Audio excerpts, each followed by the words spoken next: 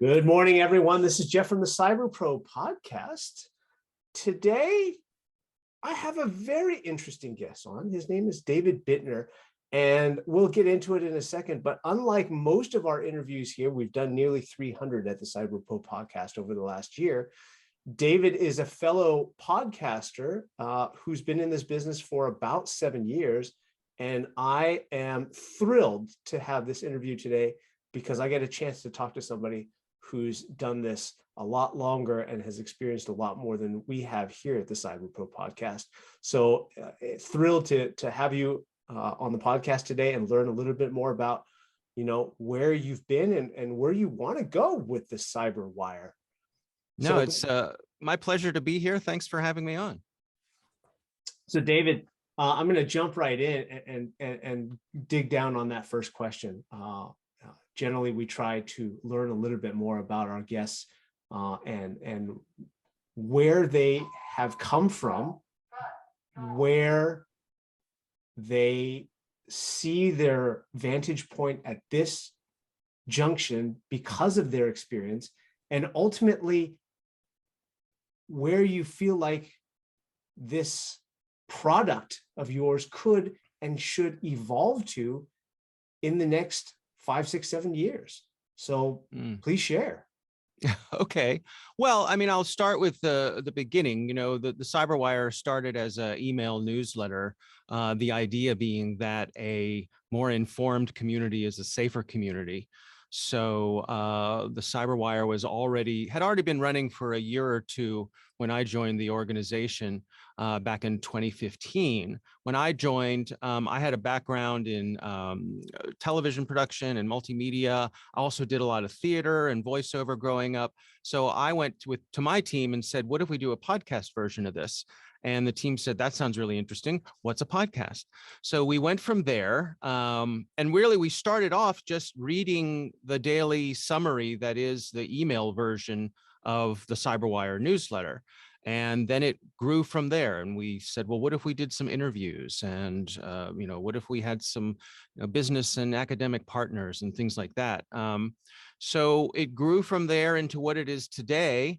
One of the most popular cybersecurity podcasts out there. So we're thrilled that people seem to be finding value in what we do. I read on your profile about how you commented that this is such a burgeoning industry and how, now, especially with the technology the way it is and how accessible and inexpensive it is to produce things like we do. Where do you feel the vision and the trajectory of where the CyberWire could and should go going forward? Well, there's a couple of ways to answer that. I mean, obviously, we want to grow our audience. We know from the surveying that we do when we go to places like RSA that there are a lot of people out there in cybersecurity who have no idea we exist. So that's part of what we're charged with doing, is going out there and spreading the word. But then beyond that, growing the company, in the 7 years or so, 6 or 7 years we've been doing this. We've grown quite a bit. We started out with 5 people. We're at about 20 right now. And hoping within the next year, we'll be a multiple of that. We're in the midst of a round fundraising. So we have quite a bit of growth ahead of us.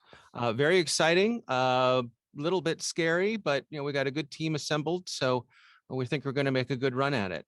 We're going to grow our cyber markets, add more podcasts, bring more other podcasts into our network, but then also take the successful formula that we've built here in cyber and see if there are some other areas where that might apply. So I think there's a lot of room for growth in podcasting. It seems to be a way that people really like to consume their media.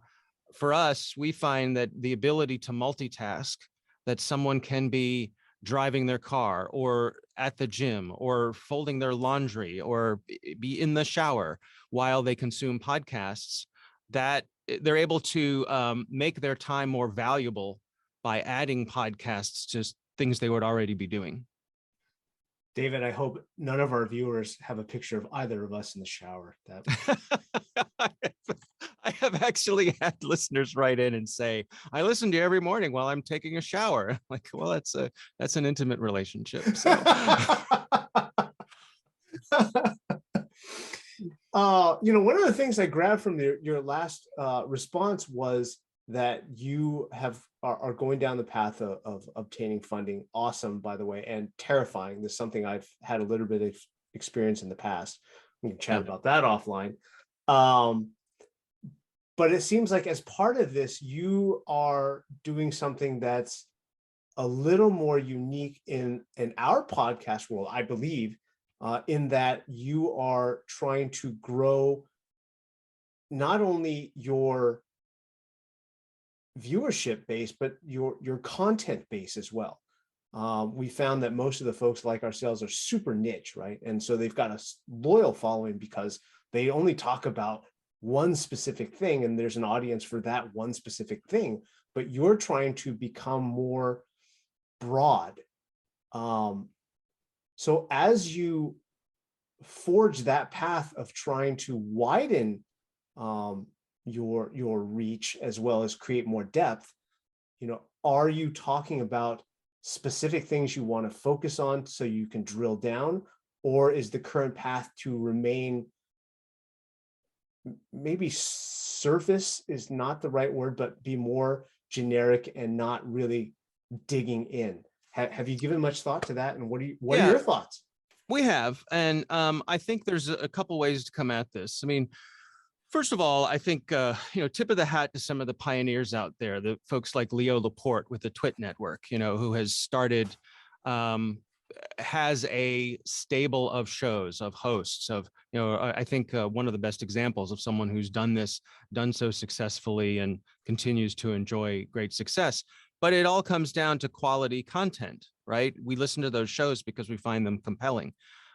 That's part of what we're doing as well. And what we're hoping is to have a variety of things that people can plug in to fit their different needs. For example, our CyberWire Daily podcast, the news show that we do every day, that is, we say, spend a half an hour with us every day, and you're going to know the things you need to know to walk into that team meeting and not be surprised, right?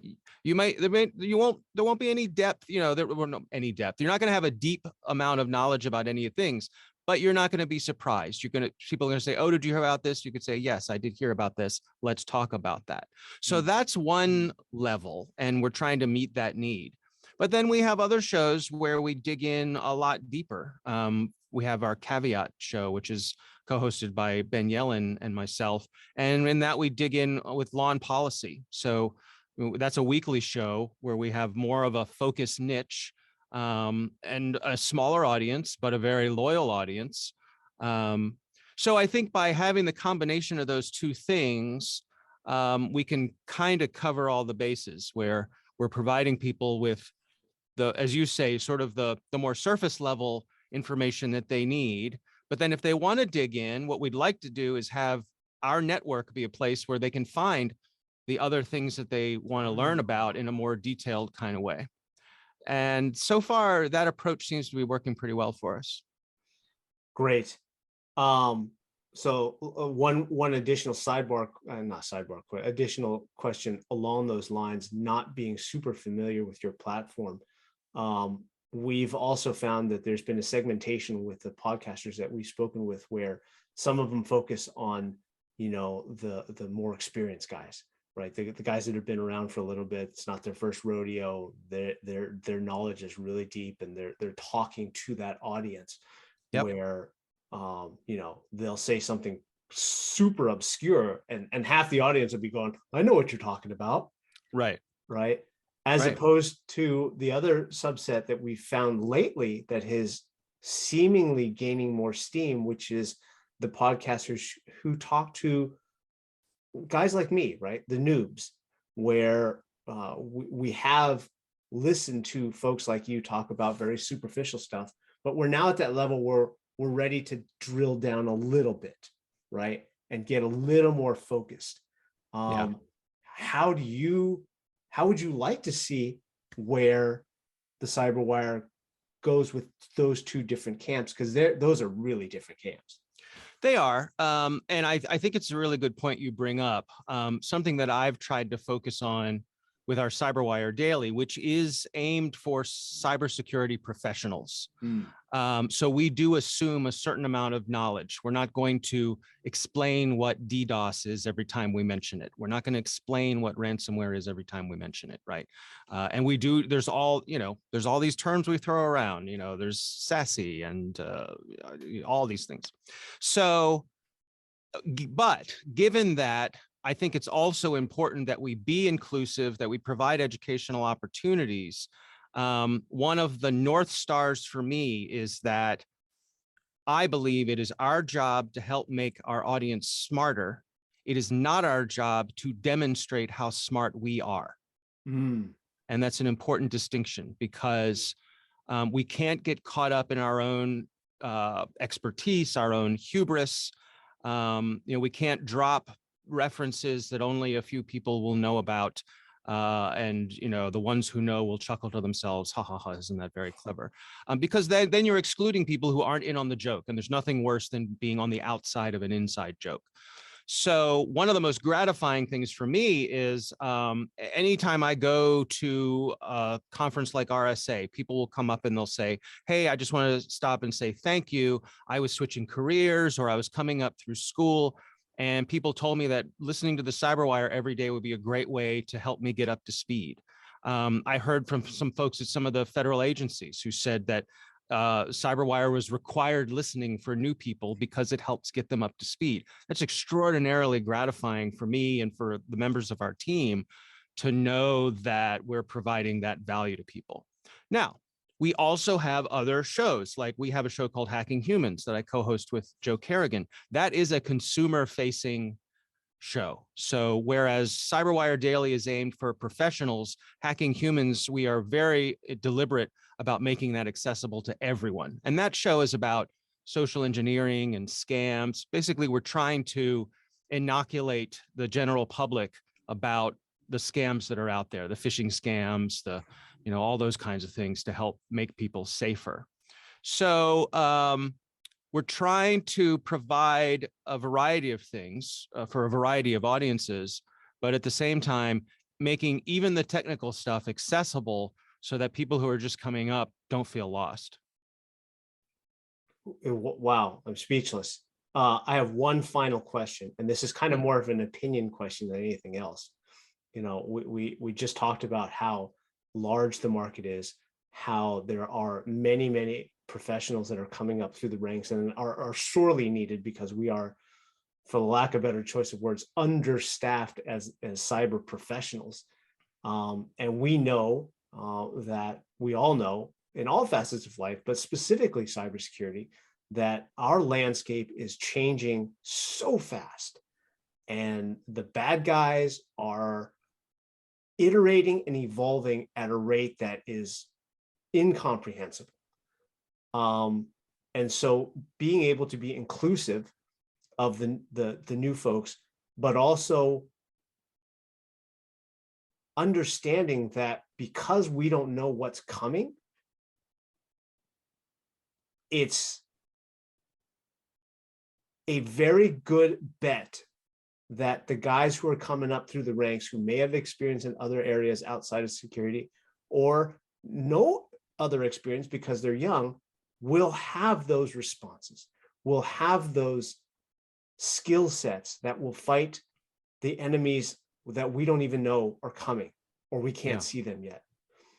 What is your opinion on, and because there's a lot of unknowns, right? We're throwing a lot of unknowns out there. This is not a formula where we're missing X, and we know that if we solve for X, we have the answer, right? We're missing X, Y, Z, A, B, and C. So knowing that, what is your opinion of how we, those of us who have had a little bit of experience, have gone down the road a little bit, how we can best help those that are coming up behind us to learn from history, be prepared for today, but keep them open to what the future might bring?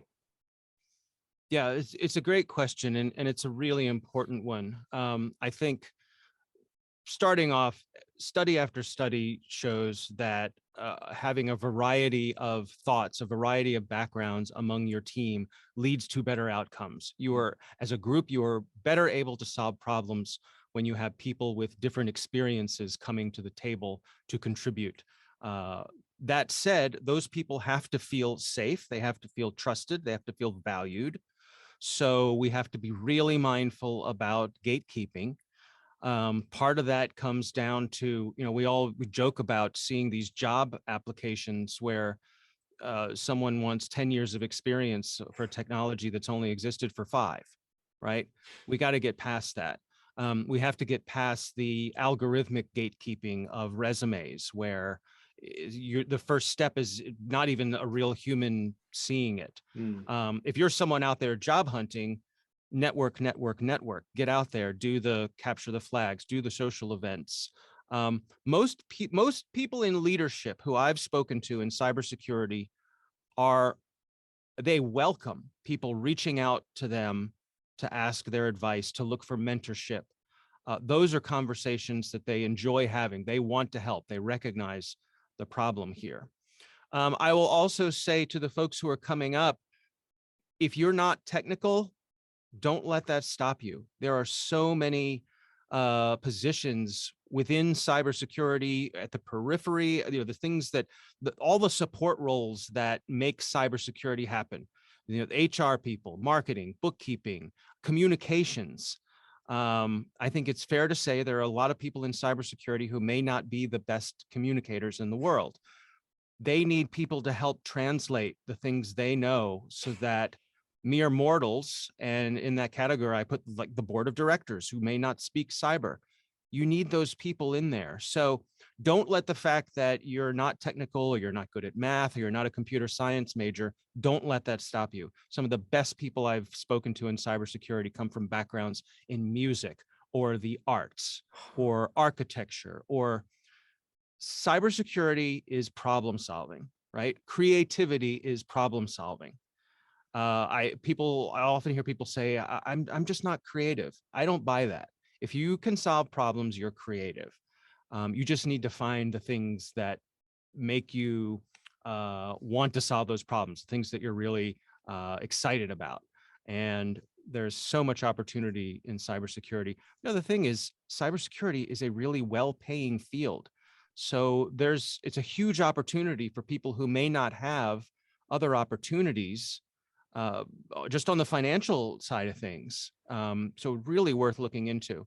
I will say also that I think we are doing ourselves a disservice in the industry by looking for people to come to us who are fully baked. In other words, we are not doing a good job with the interns, with bringing those people up from within, the entry-level people, investing in the entry-level people who are going to be our future leaders within our companies.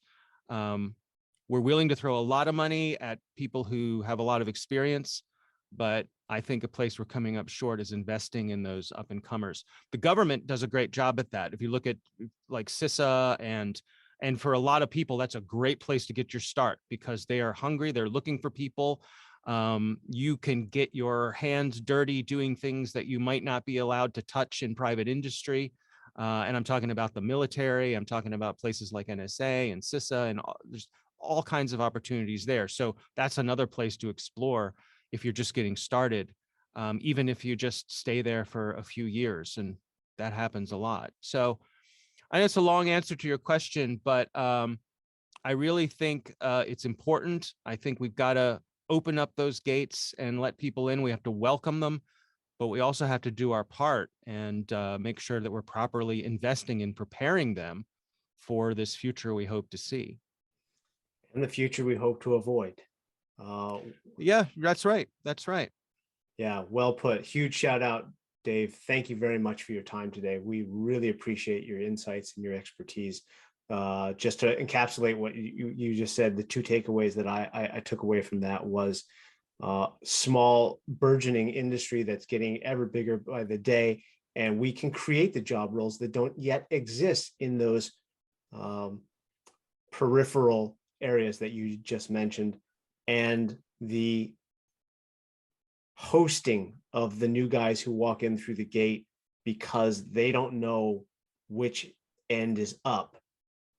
And it's our job to guide them, to show them where those doors are that they can explore. And when we show them the doors that are available, because of their newness, they may find doors that we don't even see yet. Yeah, I think you're right on. So thank you. Thank you, Dave, for your time. For those of you who don't know, Cyber Pro Podcast generally posts 2 to 3 episodes a week. We try our best to find awesome guests like David, and we invite you to come back and see what's next. David, thank you so much for your time. Have a wonderful day. Thank you. It's my pleasure. You made it to the end. Thanks for watching the Cyber Pro Podcast today. You can find more content here and here and there.